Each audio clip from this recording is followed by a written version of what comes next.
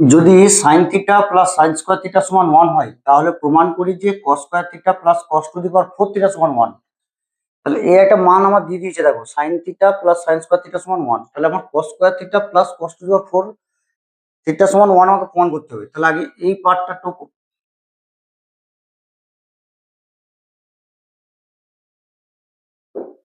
Sine theta plus sine square theta সমান 1, এই sine square থিটাটাকে ওইদিকে নিয়ে যাও, তাহলে আমার দাঁড়াবে সাইন থিটা সমান 1 প্লাসটা সাইন চেঞ্জ হয়ে যাবে মাইনাস সাইন স্কোয়ার থিটা।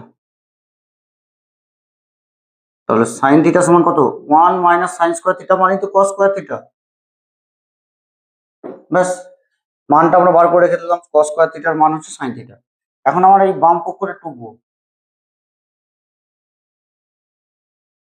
বাম পক্ষ কি আছে না cos square theta plus cos to the power 4 theta.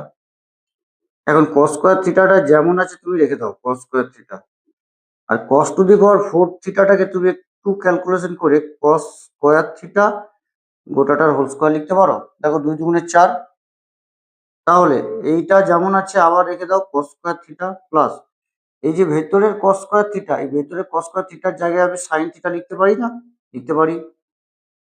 তাহলে সাইন থিটা বাইরে হোল পাওয়ারে 2, তাহলে আবার সেই কস স্কোয়ার থিটা যেমন আছে রেখে দাও প্লাস সাইন আর হোল পাওয়ারে 2 আছে মানে কি এটা হয়ে যাবে সাইন স্কোয়ার থিটা। আর আমরা কি জানি না সাইন স্কোয়ার থিটা প্লাস কস স্কোয়ার থিটা সমান 1, যেটা আমার প্রমাণ করতে দিয়েছিল। কই এই যে এটা প্রমাণিত, আমরা খুব সহজেই প্রমাণ করে ফেললাম।